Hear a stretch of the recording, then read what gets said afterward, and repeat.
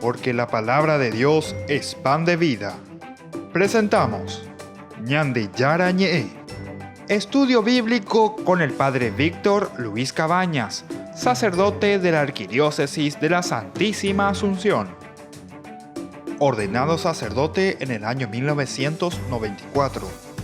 Doctor en Sagradas Escrituras de la Universidad Salesiana de Roma, Italia. Profesor de Teología en la Universidad Católica Nuestra Señora de la Asunción. El programa de hoy es presentado por Supermercado San Cayetano, su lugar de compras en Luque.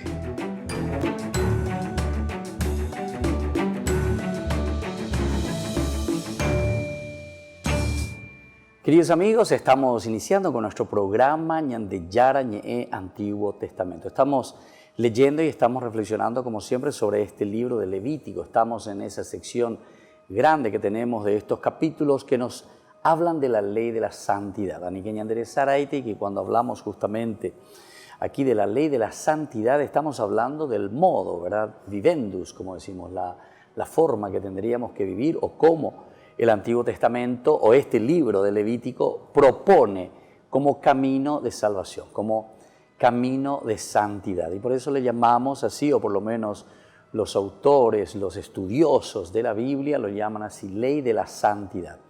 Son normas específicas del comportamiento del hombre, de la comunidad en síntesis, pero no nos olvidemos que siempre tenemos los dos elementos juntos, ¿verdad? El elemento individual de la persona que tiene que cambiar, que tiene que entender. Hablábamos también del valor ético, social, económico, incluso que entraba aquí, que esto es muy importante.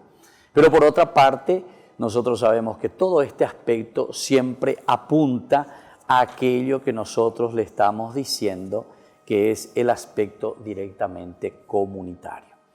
Entonces, ahora estamos en este capítulo 25 y vamos a continuar algunos de los versículos que aún estamos por reflexionar y que tienen la idea principal del rescate sobre todo. Casi todo nos habla del rescate de las tierras, la providencia divina, el confiar totalmente en el Señor y así sucesivamente. En el versículo 23 hasta el 28 nos dice el libro de Levítico, capítulo 25 siempre, la tierra no podrá venderse definitivamente, porque la tierra es mía y ustedes son para mí como extranjeros y huéspedes. En cualquier terreno de su propiedad ustedes concederán el derecho de rescate sobre la tierra. Si tu hermano queda en la miseria y se ve obligado a vender una parte de su propiedad, su pariente más cercano vendrá a ejercer el derecho de rescate sobre lo que ha vendido su hermano. Si no tiene a nadie que pueda ejercer ese derecho, pero adquiere por sí mismo lo necesario para el rescate, calculará los años transcurridos desde la venta, devolverá la diferencia al comprador, y así podrá regresar entonces a su propiedad. Si carece de medios suficientes para recuperarla, lo vendido permanecerá en poder del comprador hasta el año del jubileo, pero en el año del jubileo quedará libre y el vendedor regresará a su propiedad. Es interesante entonces aquí el problema de la tierra, Cómo entonces está legislado. Imagínense que estamos años y años antes incluso de Jesús, ¿verdad?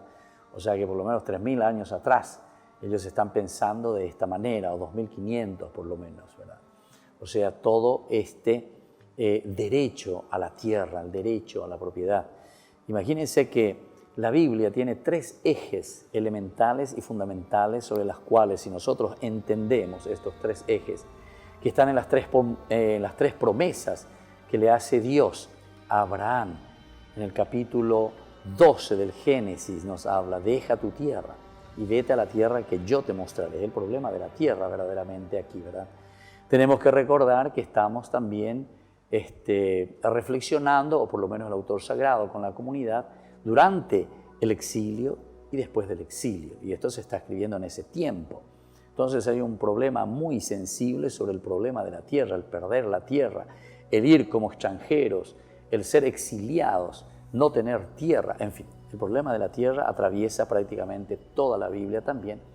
Llegamos incluso al Apocalipsis, cuando el Apocalipsis nos habla de tierra nueva y cielo nuevo, pero siempre es el problema, ¿verdad?, de esa conquista de la tierra, de ese lugar definitivo donde arraigarse.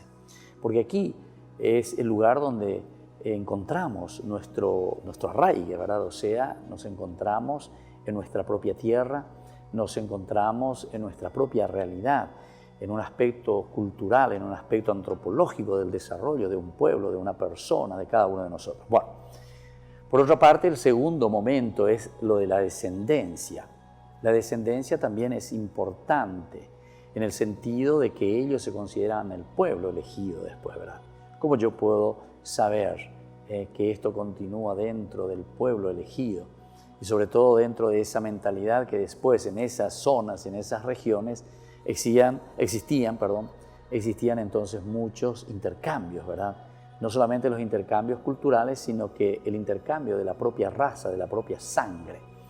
Y esto, claro, traía algunos elementos, pero esto de la descendencia y después el hecho de procurar tener la propia sangre, digamos, entre comillas, era por una cuestión más bien religiosa, una cuestión de la famosa idolatría.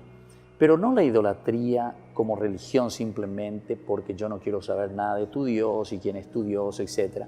Porque incluso sobre eso nosotros hemos estudiado algo y decíamos la cuestión de la idolatría, que con dos elementos ellos trabajan mucho durante todo el Antiguo Testamento. Lo de la monolatría que significa justamente que ellos tienen un solo Dios, pero al mismo tiempo ellos aceptan entonces que los otros, la parte de la latría, que los otros adoren, ¿verdad?, otros dioses.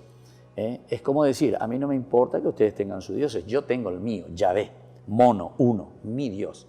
Pero me doy cuenta y acepto de que los otros puedan tener sus dioses.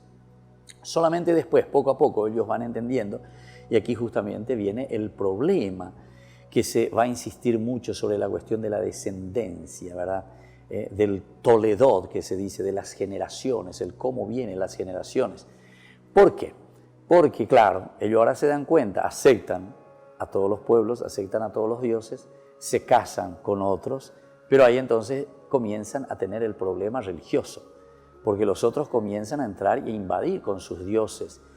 Y esto es lo que ellos después, cuando van al exilio, comienzan a reflexionar y dicen, ¿por qué nosotros estamos hoy en este exilio? ¿Por qué nos encontramos en esta debacle, en esta destrucción de nuestro pueblo y de nuestra gente? ¿Por qué? Y entonces ellos miran y leen desde el aspecto religioso y dicen, porque nosotros fuimos infieles a Dios. Éramos monólatras, pero al final aceptamos a otros dioses.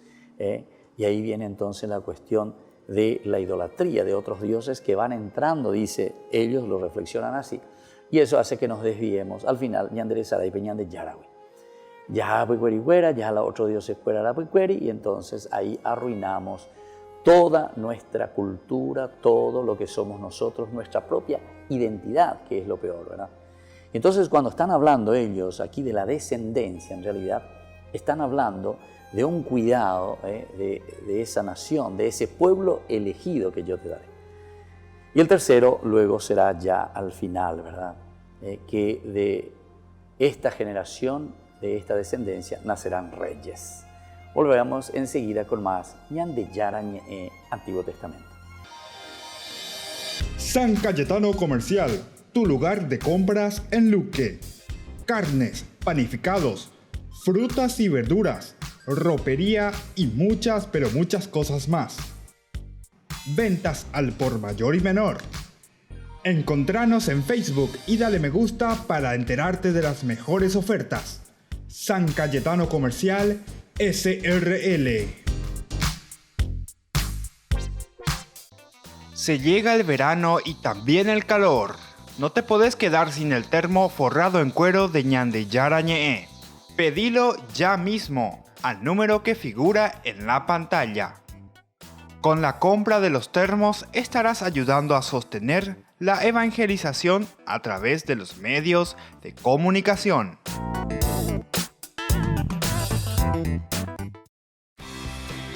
Porque decidiste cambiar y mejorar. Elegiste ser quien siempre te propusiste. Tu fortaleza es la confianza. Y esa confianza te llevó a que ahora te llamen ingeniero. Transforma tus sueños en hechos. UPAP. Hacemos.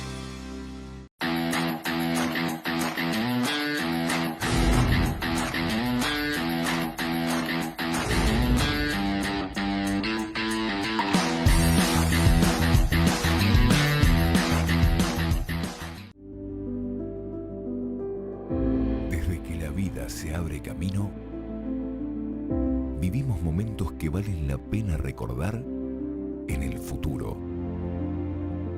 Y para nosotros, ese futuro se volvió presente. Y desde entonces, nos preocupamos de brindar el mejor de los servicios.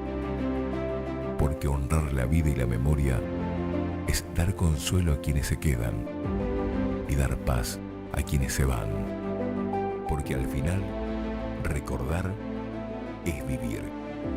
Futuro. Cementerio Parque.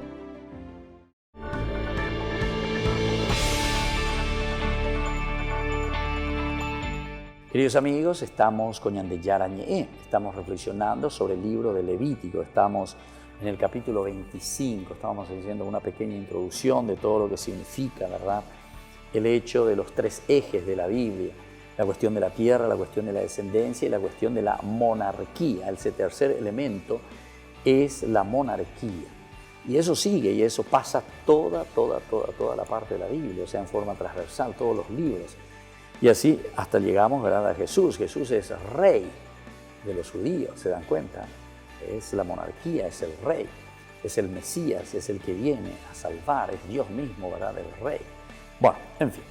Ahora queremos entrar en esto del rescate de las propiedades de la tierra, justamente para mirar un poco cómo ellos se centran, ¿verdad?, que la tierra no podrá venderse definitivamente, ellos están diciendo. Por esta razón, no podemos vender definitivamente, es que tenemos que recuperar siempre. Muchos que van perdiendo, ¿verdad?, sus herencias, muchos que van perdiendo tierras inmensas que han heredado, que han recibido de sus abuelos, de sus padres, etcétera, etcétera. Y después, por A o por B motivo, aquí mismo te habla también de la cuestión, dice que se endeudan. Y entonces, vaya, pues, vendemante, entregamante. Y justamente eso es lo que el pueblo de Israel, por lo menos en su reflexión, no quiere que suceda más. Porque ellos tuvieron la experiencia de haber perdido la tierra, de ser extranjeros, de no tener nada, hasta que vuelven de nuevo, ¿verdad? Vuelven ya con otra mentalidad, vuelven ciertamente con ciertas capacidades y se han despertado después de haber sufrido mucho en el exilio. Pero lo importante es que vuelven a recuperar, ¿verdad? Ese es el gran milagro que se realiza en la vida de ellos, en la vida de este pueblo. Y desde ahí comienzan a reflexionar y decir justamente, Dios nos ha dado esta tierra, esta es nuestra tierra. Somos el pueblo elegido por Dios porque nosotros tenemos que hacer caminar y hacer entender a quién, no solamente a los demás, sino que comenzando por nuestro propio pueblo. Eso es lo más importante y por eso que insisten mucho, ¿se acuerdan?, que hemos dicho tantas veces en el aspecto de la comunidad. Para el judaísmo, el elemento comunitario es lo esencial y lo básico, porque es ahí donde nosotros tenemos que entender y entendemos nuestra propia identidad como nación, identidad como nación.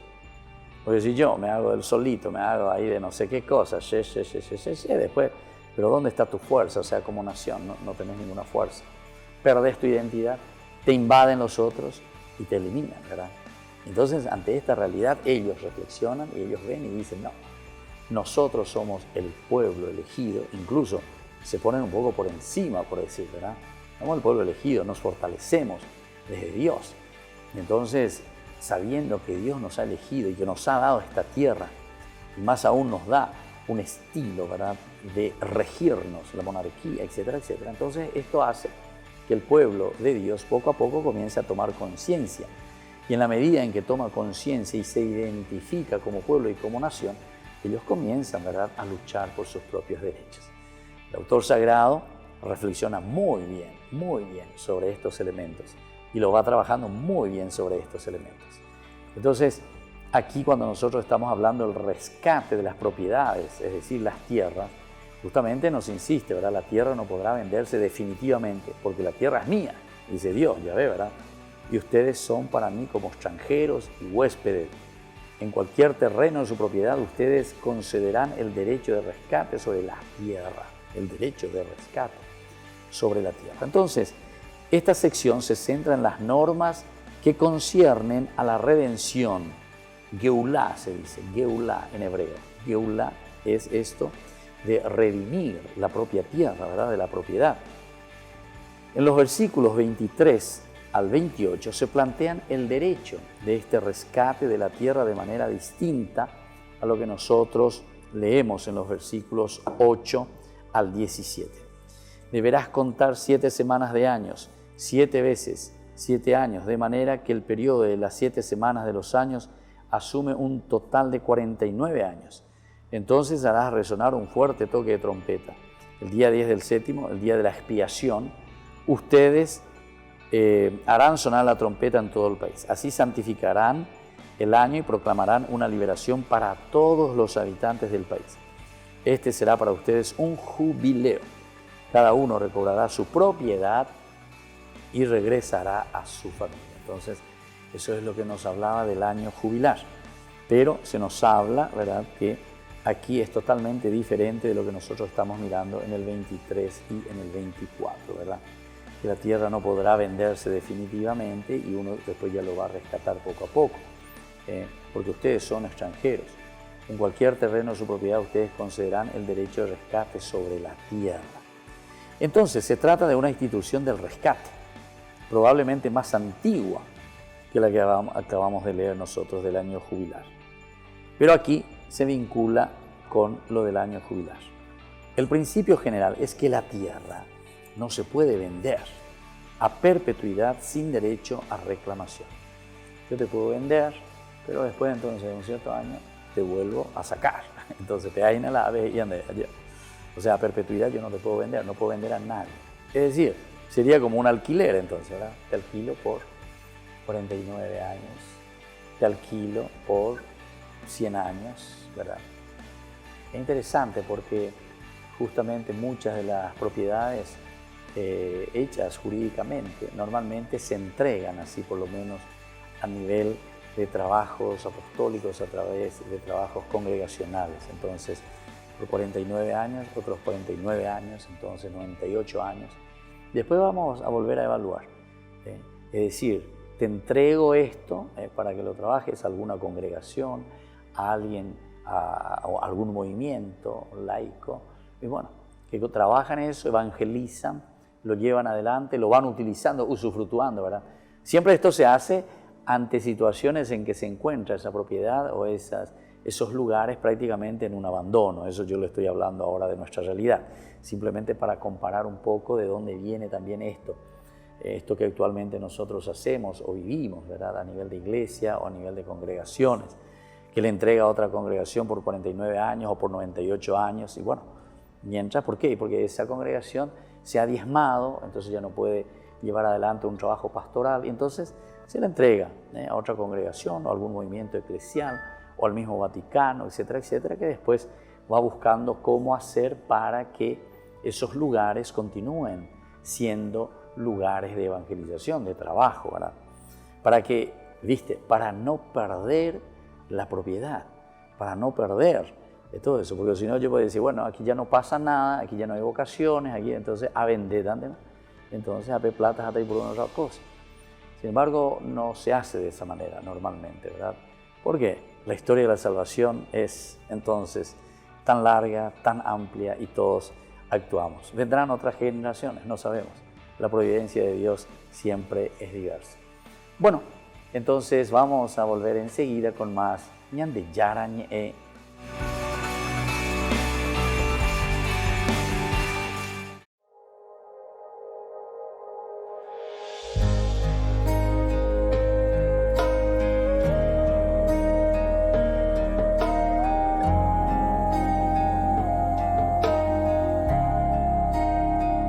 Vengo ante ti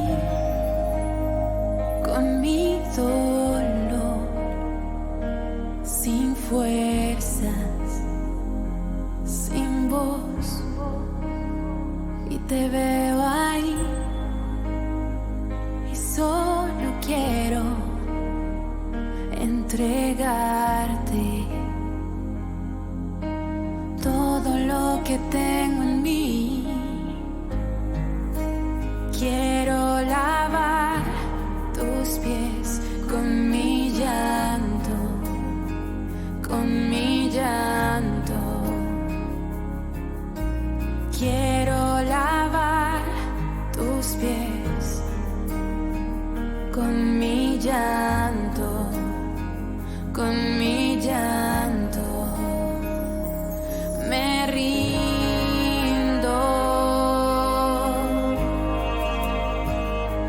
me rindo,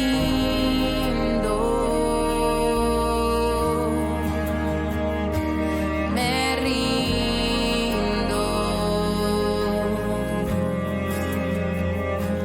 me rindo a ti, Señor. Me rindo,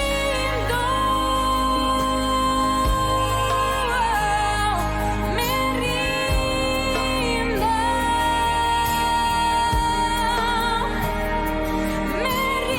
rindo, me rindo, me rindo a ti, Señor.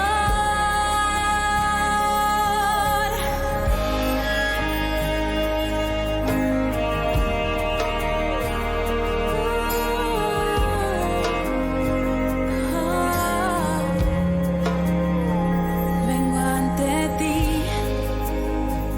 con mi dolor, sin fuerzas, sin voz, y te veo ahí y solo quiero entregarte. Se llega el verano y también el calor. No te podés quedar sin el termo forrado en cuero de Ñande Yara Ñe'e. Pedilo ya mismo al número que figura en la pantalla. Con la compra de los termos estarás ayudando a sostener la evangelización a través de los medios de comunicación.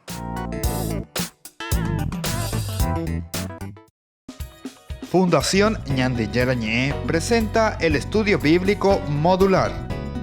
Todos los lunes, estudio de temas bíblicos de 20 a 21 horas.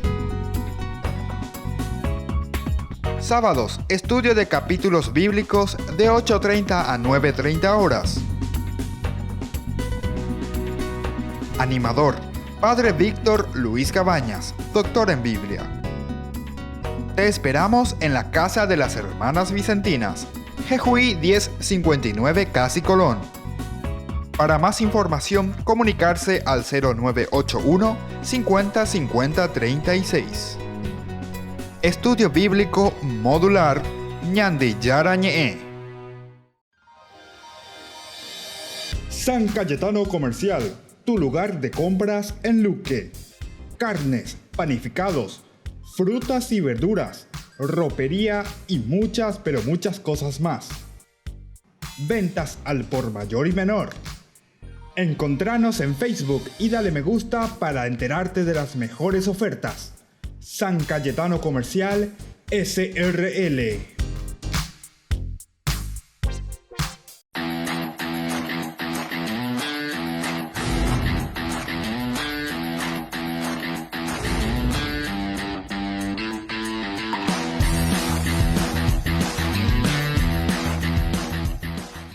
Escuela Parroquial Papa Francisco abre sus puertas a niños y niñas desde jardín y preescolar hasta el 6º grado, con el firme compromiso de la formación integral del estudiante, impregnando valores cristianos. Inscripciones abiertas para el año lectivo 2020. Comuníquese al número que figura en la pantalla o acérquese a la institución. Avenida La Burrerita, esquina Gabino Mendoza, a metros de la Avenida del Yat, Lambaré. Centro Educativo Parroquial, privada y subvencionada Papa Francisco. 4 años evangelizando y educando. Ayúdanos a sostener este espacio de evangelización. Depende de vos que esta evangelización siga a través de los medios de comunicación. Mensualmente podés abonar a esta cuenta bancaria y también a los giros Tigo. Recordá, este espacio es para vos. Muchas gracias por tu aporte.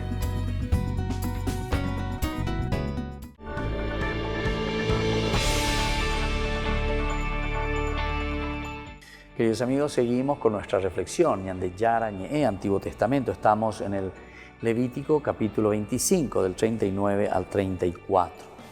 Los versículos que decíamos 29 y 34 se centran principalmente en el derecho de rescate de la casa habitable que ha sido vendido por cualquier causa. Una casa que ha sido vendida por cualquier causa, pero se dan cuenta que es una casa habitable. Quiere decir que había algunas causas, ¿verdad? Y entre ellos estaba la deuda. Entonces, por eso que ellos están mirando continuamente sobre el elemento del rescate, ¿Por qué han vendido? Se distinguen dos casos: el derecho de rescate temporal, solo por un año después de la venta, si se trata de una vivienda en ciudad amurallada, la cual no podrá ser liberada durante el jubileo.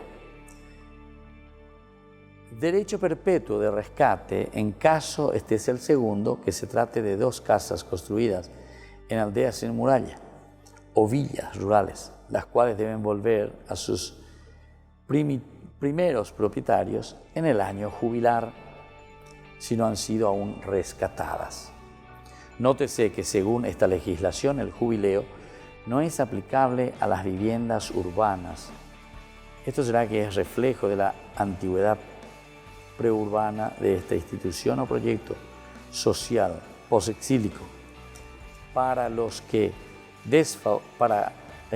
desfavorecidos de las aldeas. Es verdaderamente para ellos, para aquellos que están desfavorecidos.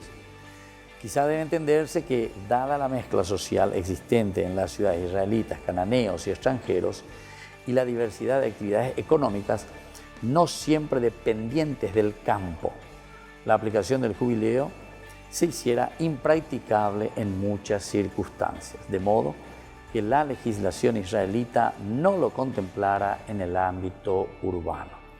Entonces tal vez esto no se hacía, ¿verdad?, mucho en el aspecto urbano, porque más bien los israelitas que estaban en esta situación también son del campo, ¿verdad?, o sea, fuera del ámbito urbano.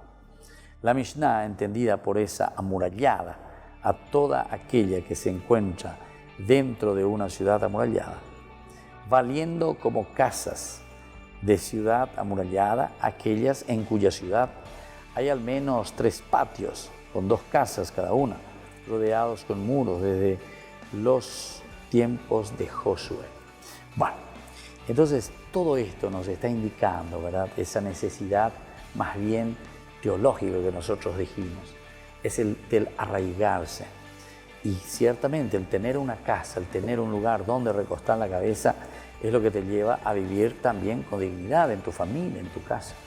La gente que viene de droga y un día ave, un día amo, entonces eso no hace bien, ¿verdad?, al hombre. No hace bien al hombre, porque el hombre necesita ese lugar, ¿verdad?, donde tenga que enraizarse, y eso es lo que le ayuda. Veamos un poquitito más. Esto mismo que nosotros miramos aquí como un derecho perpetuo de rescate, se concede también a los levitas respecto a sus casas. La tribu de Leví, a diferencia del resto de tribus de Israel, no recibió de Yahvé un territorio fijo, ¿verdad?, sino que nosotros miramos un poco aquí, pero sí recibió un grupo de ciudades. Entiende que estas no son estrechamente de los levitas, con pastos a su alrededor donde poder habitar, pero estas no incluían el tipo de aldeas mencionadas en el versículo 31. Sus casas tenían derecho de rescate perpetuo y si no eran rescatadas por ningún otro levita quedaban libres durante el jubileo. Mientras que los campos que rodean, expresión que suele designar un tipo de pastoreo, estas ciudades ni siquiera podían ser vendidas por tratarse de una posesión perpetua. Ahora nosotros, mirando un poquitito, ¿verdad?, de este capítulo 25 que estamos viendo, sin ser exactamente lo mismo, fíjense que en Ugari ya también el rey podía otorgar ciudades enteras a sus sirvientes más fieles. Ciudades enteras, imagínense. En el caso de los levitas, Yahvé, el Dios de Israel y único propietario de la tierra, es quien otorga este privilegio. Dios entonces, ¿verdad?, es el que va a otorgar, así por lo menos ellos lo reflexionan. Cabría preguntarse si estos versículos 32 y 34 no pretenderían regular, es decir, desde la óptica sacerdotal, las propiedades de las ciudades levíticas con la esperanza de conseguir que las tierras restauradas de Judá tras el destierro quedasen bajo el liderazgo sacerdotal. Precisamente la lista ofrecida en Primera Crónica 6, 54, 81 muestra que las ciudades más grandes e importantes eran levíticas. Eran las ciudades levíticas, ¿verdad? Entonces, ¿será que nos está apuntando a ese aspecto, ¿verdad? Y bueno, de aquí entonces seguimos mirando el 35, 38, cuando después de estas propiedades de los levitas nos hablan de la prohibición de la usura, va del 35 al 38. Si tu hermano se queda en la miseria y no tiene con qué pagar, tú lo sostendrás como si fuera un extranjero o un huésped, y él vivirá junto a ti. No le exijas ninguna clase de interés. Teme a tu Dios y déjalo vivir junto a ti como un hermano. No le prestes dinero a interés, ni le des comida para sacar provecho. Yo soy el Señor su Dios, el que los hizo salir de Egipto para darles la tierra y la sed, y también para darles la tierra de Canaán y para el ser el Dios de ustedes, para ser el Dios de ustedes. Y esto entonces es lo que Dios les está proponiendo, ¿verdad? Por lo tanto, aquí cuando leemos la parte más antigua de este capítulo posiblemente, ¿verdad?, tratan de los préstamos sin interés. Nesek se dice eso literalmente, ¿verdad?, sin ningún interés. Ni la usura o recargo, especialmente en plata o dinero, y de la prohibición de la usura entre los israelitas en situaciones de desesperación y de pobreza. Estamos con el libro de Levítico, capítulo 25, estamos hablando un poco esto del rescate, sobre todo de las propiedades, de las tierras. Decíamos que la tierra es elemental y fundamental y también atraviesa prácticamente todo el Antiguo Testamento. Nosotros miramos el principio general de todo lo que encontramos aquí en este capítulo 25 del libro de Levítico. Este principio general es que la tierra no se puede vender a perpetuidad sin derecho a reclamación. Sin derecho a reclamación, es decir, como decíamos, después de cierto tiempo, es el no perder la tierra verdaderamente o definitivamente. Tal vez por A o por B motivo se da en ciertas circunstancias, pero eso no se puede perderla. Y entonces, la razón es más bien una razón teológica. Y veamos cuál es esta razón, que se encuentra en el versículo 23, ¿verdad?, que nos dice: la tierra no podrá venderse definitivamente porque la tierra es mía y ustedes son para mí como extranjeros y huéspedes. Es decir, este versículo es la clave para este capítulo 25, ¿verdad? Toda la teología del jubileo se encuentra aquí, que la tierra no debe ser vendida a perpetuidad porque es propiedad de Yahvé y los israelitas son extranjeros residentes. Eso se dice gerim, el gerim. Entonces, aquí nosotros podemos comprender muy bien que la tierra pertenece a Dios. Esa es una situación, ¿verdad?, teológica en la que se nos está presentando. Ustedes son simplemente extranjeros y huéspedes, o son inquilinos, toshabim, inquilinos. Es el toshabim que se encuentra aquí sobre esta tierra, por lo tanto ustedes van pasando, la tierra permanece, la tierra es de Dios, la tierra es mía. Entonces vos vas pasando, hoy estás aquí, mañana no estarás más aquí. O sea, es una teología muy profunda, es una teología que llega, ¿verdad? Entonces, vos estás ahora simplemente para usufructuarla en este momento. Pero esa tierra pasa. En la medida en que esa tierra pasa, entonces también esa tierra ya no será tuya, desaparecerá para vos. porque la tierra siempre será de Dios. De manera también reiterada se dice a lo largo del Pentateuco que es Yahvé quien otorga la tierra a los patriarcas y a sus descendientes, al pueblo de Israel. Es Yahvé entonces el que va ofreciendo, el que va dando. Yo te daré la tierra, ¿verdad? Que comienza en el capítulo 12 justamente del libro del Génesis. En el capítulo 15, versículo 7, 7 del libro del Génesis también nosotros encontramos eso, ¿verdad? En el versículo 7. Porque dice, entonces el Señor le dijo, yo soy el Señor que te hice salir de Ur de los Caldeos para darte en posesión esta tierra. Para darte en posesión. ¿Quién es el que te da en posesión? Y solamente el dueño, ¿verdad? Entonces aquí encontramos en un sentido bíblico, teológico, que es Dios el que dona la tierra. Dios es el que da la tierra a cada uno. Y bueno, así entonces estamos encontrando y estamos entendiendo que la tierra le pertenece a Dios y es Él el que otorga a quien Él quiere, tanto a los patriarcas como a los descendientes del pueblo de Israel.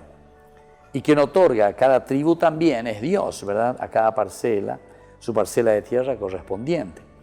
Nosotros encontramos todo el capítulo 32 de los libros de los números que estudiaremos ya oportunamente. Encontramos que es Dios el que va donando toda la tierra. Es Dios el que le va ofreciendo toda la tierra. Entonces a cada uno, vemos en Daina, cada uno de los pueblos le va poniendo, a cada una de las familias, mejor dicho, ¿verdad? De las 12 tribus, les va dando su parcela, les va dando esa región donde ellos tendrán que vivir. Así entonces se establece con relación a la posesión de la tierra una analogía entre, por un lado, Yahvé y el israelita por otro lado. Esta analogía es interesante de la relación de la posesión de la tierra. Por un lado es Yahvé, el dueño, el que posee la tierra, pero por otra parte también es el israelita, a quien se le está donando esa porción de tierra, la que tú tienes que utilizar para realizarte. Entre este y el extranjero residente, ya que Yahvé es el único propietario y Canaán es la heredad de Yahvé, los israelitas no pueden ser más que forasteros, admitidos como extranjeros residentes. Los israelitas entonces no pueden ser más que forasteros, admitidos también como extranjeros residentes. De modo que la compraventa se convierte en un cambio transitorio de dueño. Ahí está. Por eso entonces decía, ¿verdad? La compraventa de una tierra, de un terreno, bueno, que ahora te corresponde a ti, es nada más que un cambio, dice, transitorio. Cambio de dueño. Hasta que de nuevo se hará lo mismo más adelante. Entonces esto es muy interesante, ¿verdad? Porque así nosotros miramos cómo Dios va actuando, cómo Dios va entregando la tierra, cómo Dios en la misma historia de salvación va realizando este estilo de convivencia. Por un lado, entonces es Israel, ¿verdad? Y por otra parte es Dios el que tiene la tierra en sus manos. El dueño último de la tierra es Yahvé. Cuando un israelita en quiebra vende parte de su tierra, es deber concederlo el derecho de rescate. Es deber de rescatarlo. Por algo vendéis en la lleva, entonces le pide al otro israelita. O sea, se dan cuenta cómo ellos el aspecto de la tierra lo consideran muy sagrado, ¿verdad? Y esto sería justamente para que no existan latifundios, ¿verdad? Para que no existan gente que tienen miles y miles y miles de hectáreas. Y cuanto más, hoy Pepe la Imboriajúa ofrece esta vez, eso es la plata, o yo la Imboriajúa, pues muchas veces está en esa situación, ¿verdad? De extrema pobreza. Peante la orecoa, a barete pone la plata, una cierta cantidad, pensando que eso es millones y millones, ¿verdad? Y algunas veces están vendiendo por una bicoca, ya por una bicoca, por cosas irrisorias, ¿verdad? Y entonces se dan cuenta y después ya quedan sin la tierra. O sea que aquí la tierra es elemento fundamental, claro, es el lugar de arraigo, de la persona, de la humanidad, para comenzar a tener dignidad, justamente nosotros lo primero que necesitamos es un lugar donde vivir, ¿verdad? Donde arraigarnos, donde estar. Es interesante este aspecto, ¿verdad? Claro, eso es antropológicamente hablando, ¿verdad? Es la necesidad del hombre, la tierra, el lugar donde se pueda realizar. Bueno, seguiremos reflexionando con más Ñande Yara Ñe. Volvemos enseguida.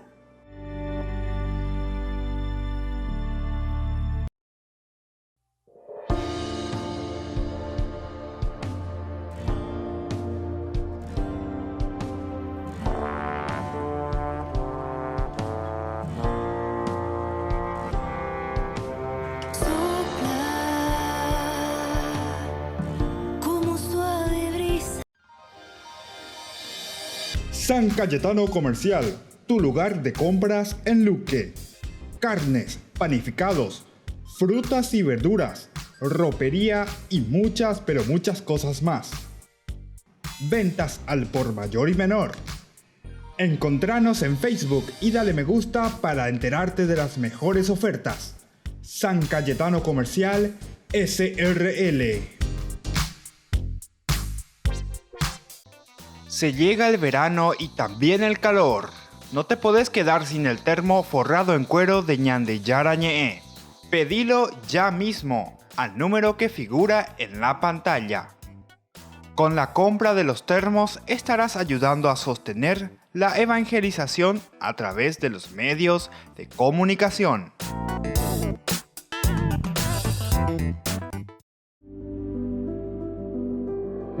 Desde que la vida se abre camino, vivimos momentos que valen la pena recordar en el futuro. Y para nosotros, ese futuro se volvió presente. Y desde entonces, nos preocupamos de brindar el mejor de los servicios. Porque honrar la vida y la memoria es dar consuelo a quienes se quedan y dar paz a quienes se van. Porque al final, recordar es vivir. Futuro. Cementerio del Este. Porque decidiste cambiar y mejorar. Elegiste ser quien siempre te propusiste. Tu fortaleza es la confianza. Y esa confianza te llevó a que ahora te llamen abogada. Transforma tus sueños en hechos. UPAP, hacemos. Ayúdanos a sostener este espacio de evangelización. Depende de vos que esta evangelización siga a través de los medios de comunicación. Mensualmente podés abonar a esta cuenta bancaria y también a los giros Tigo. Recordá, este espacio es para vos. Muchas gracias por tu aporte.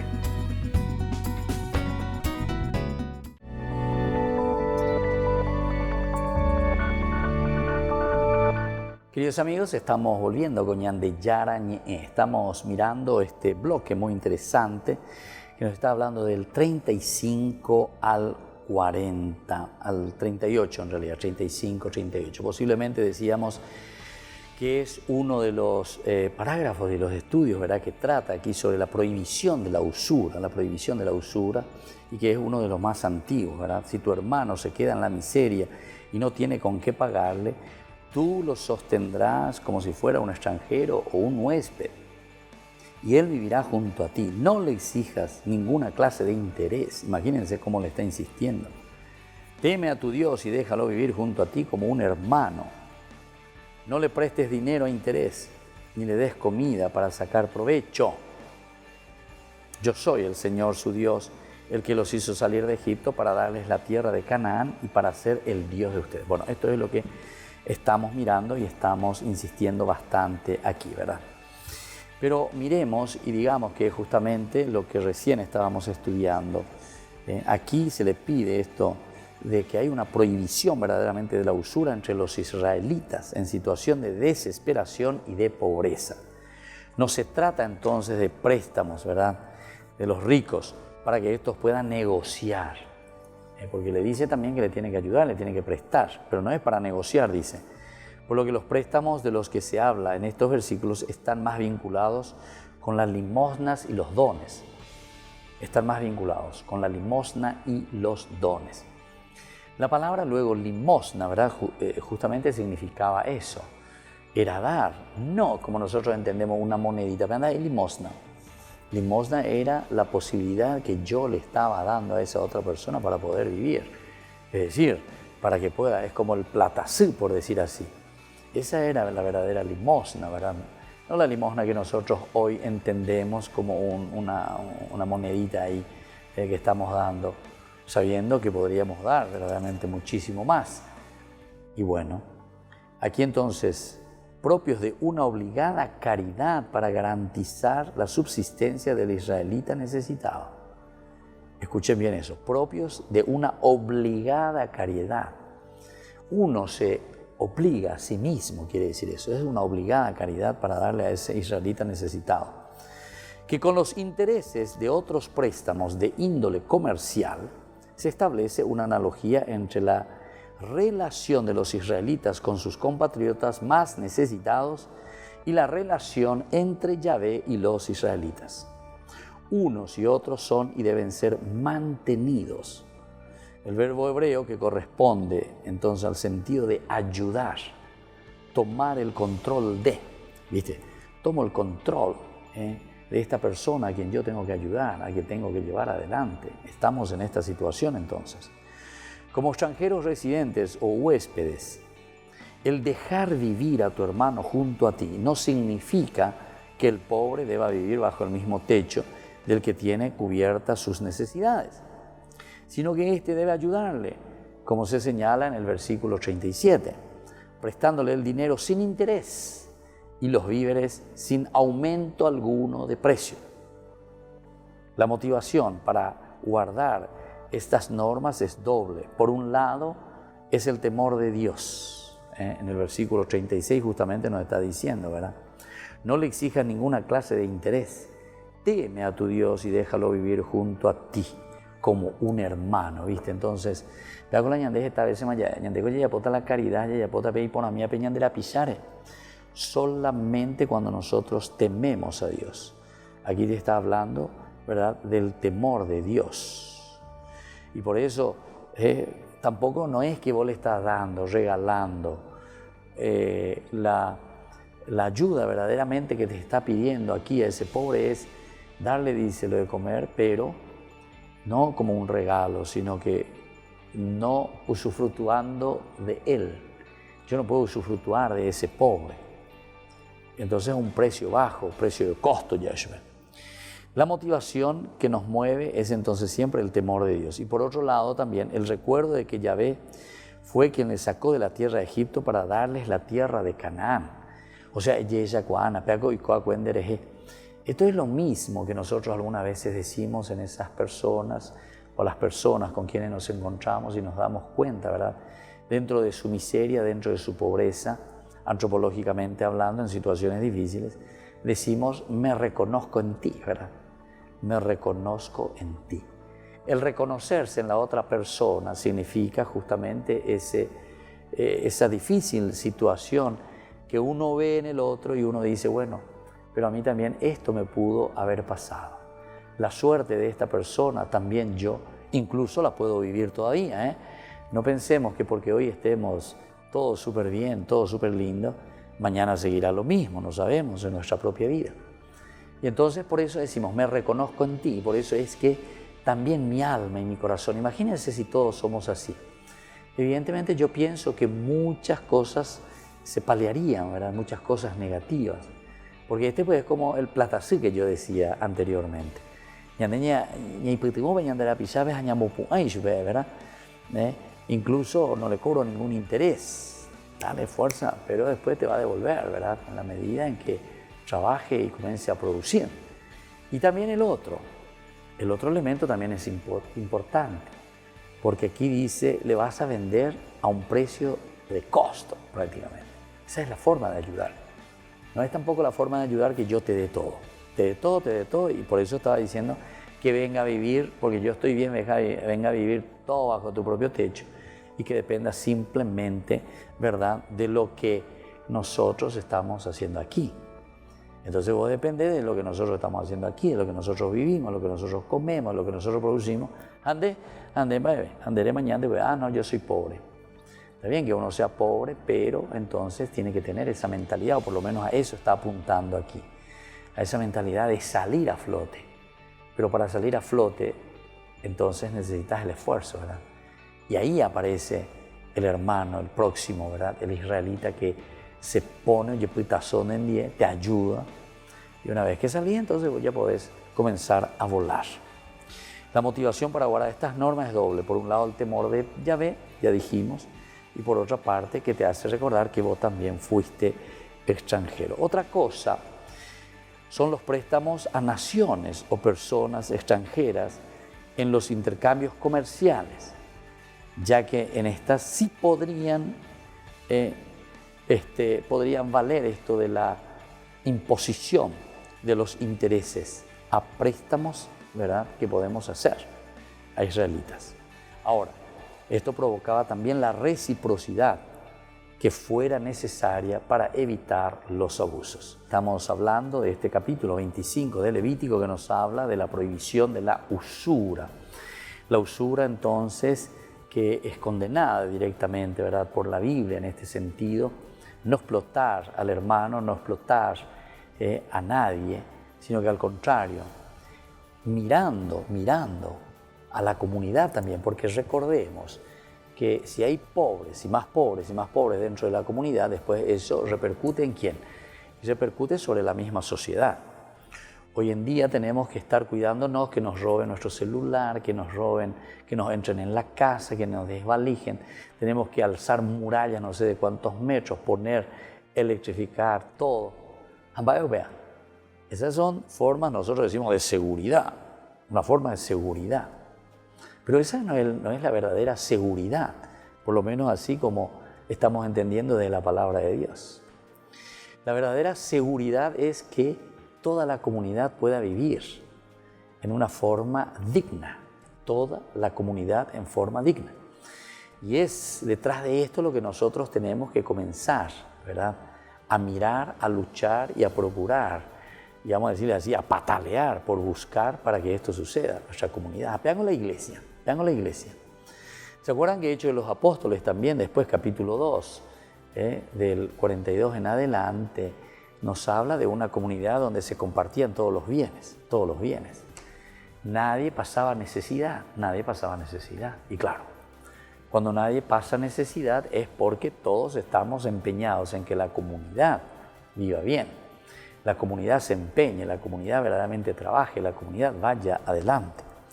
Y bueno, así entonces vamos a seguir mirando un poco. Decíamos que otra eran las cosas estas con respecto a los préstamos a naciones o personas extranjeras en los intercambios comerciales, ya que éstas sí imponían intereses a los préstamos a israelitas, lo que provocaba que la reciprocidad también fuera necesaria para evitar abusos. Los diversos códigos legales de tradición babilónica no eran tan estrictos como la legislación israelita, al menos en lo que la preocupación por los pobres se refiere, y permitían los intereses, aunque procurando cortar los abusos, decíamos nosotros. Las dificultades para el cumplimiento de esta normativa israelita son obvias, y la historia muestra que no siempre tampoco se siguieron. Así que esta es la norma, ¿viste? Esta es la ley que están poniendo, no a la usura. Y bueno, hasta ahí quedamos como ley, pero después nos damos cuenta que la historia muestra que no siempre se siguieron. Por ejemplo, hacia el siglo V a.C., en la colonia judía de Elefantina, se practicaban préstamos de hasta el 60% anual. 60% anual. Ruiroreí con años de banco fuera de hoy, ¿verdad? Ruiroreí, 60%. Imagínense entonces cómo eran, a pesar de que existía la norma, a pesar de que existía no a la usura, imagínate, y te ponía un interés de 60% anual. Ahora, en los versículos 39 y 55, nosotros vemos lo siguiente, que son los servidores israelitas, es otro de los elementos también. Si tu hermano se queda en la miseria y se ve obligado a venderse a venderse a ti, no le impongas trabajos de esclavo. Él estará a tu servicio como asalariado o como huésped y trabajará para ti solamente hasta el año jubilar. Entonces quedará en libertad junto con sus hijos. Volverá a su familia y regresará a la propiedad de sus padres. Porque ellos son mis servidores. Yo los hice salir de Egipto. Y por eso no deben ser vendidos como esclavos. Tú no ejercerás sobre tu hermano un poder despótico, sino que temerás a tu Dios. Bueno, este elemento también es muy importante. Vamos a ver en esta explicación, ¿verdad?, cómo uno no puede vender a su propio hermano, no considerarlo y no tenerlo como esclavo. Esta es la explotación, ¿verdad?, que uno está haciendo por su hermano. Esta última sesión del capítulo están centrados en la relación de esclavos, planteada desde 3 situaciones distintas. El caso de un israelita que se vende a otro en pago de deudas, luego la posesión de esclavos extranjeros y el caso de un israelita que se vende a un extranjero en pago de deudas. Entonces aquí miremos un poquitito más, ¿verdad? Porque después, estos son los servidores israelitas, es la primera parte, ¿verdad? La segunda son los esclavos extranjeros y después el derecho de rescate también de los esclavos israelitas. Estos son los 3 elementos. Nosotros vamos a mirar esa primera partecita que va y que está asociada, ¿verdad? El hombre moderno tiene una visión particular y negativa del concepto de esclavo, ciertamente, generalmente asociada a cierta vulgarización errónea de lo que se entendía por esclavo en el derecho del Imperio Romano, por lo que conviene corregir también esta imagen. ¿Quién era el esclavo en la cultura oriental o en la cultura bíblica? Durante la época arcaica romana, el esclavo disfrutaba de una cierta consideración social. El esclavo tenía consideración social, ya que generalmente las familias solo disponían de uno. Comían la misma mesa que su amo y las 12 tablas lo protegían en los casos de injuria. Con la mitad de la composición de un hombre libre, Entonces, ¿qué es lo que le protegía aquí? Era la iniuria es lo que se llama, iniuria. Es decir, entonces, era un hombre libre en realidad, ¿verdad? Y esto es, pero solamente con la mitad de sus derechos, pero siempre era considerado aún como un hombre libre. Ahora, con el tiempo, especialmente tras las guerras púnicas, la expansión militar de Roma provocó un aumento considerable de esclavos, empeorando consecuentemente su condición social. Entonces, más esclavos, más gente que va entrando, y son los romanos, ¿verdad?, quienes van imponiendo dura cerviz a esto. Jurídicamente, el esclavo no tenía consideración de persona, sino de cosa, y por tanto carecía de derechos. Servile caput nullum ius habet. Aunque con el consentimiento de su amo podía establecer relación denominada contubernium, el contubernium, una cierta relación, entonces con su esclavo. O podía tener un contubernium con una esclava e incluso recibir una masa de bienes. Entonces es el peculium con los romanos, ¿verdad? O sea, le daba una cierta económicamente, ¿verdad?, para que ellos puedan mantenerse, y podía tener una relación con una esclava. Entonces ahí comenzaba algo, por lo menos dentro de su dignidad. Y con este peculium, entonces ellos también podían negociar. Y bueno, estas son una de las cositas, vamos a seguir reflexionando, ¿verdad?, de nuestro programa, queridos amigos, sobre todo lo que significa este camino, ¿verdad?, de lo que significa la ley de la santidad, porque estamos en este gran capítulo de la ley de santidad. Aquí, con esa prohibición de la usura, estábamos hablando también del rescate de las propiedades, de las casas, de las propiedades de los levitas. Por hoy quedamos ahí, volvemos próximamente con más Ñande Yara Ñe Antiguo Testamento. Y la bendición del Señor descienda sobre ustedes, el Padre, el Hijo y el Espíritu Santo. Amén. Hasta aquí, Ñande Yara Ñe, estudio bíblico con el Padre Víctor Luis Cabañas. Doctor en Biblia. Este programa fue presentado por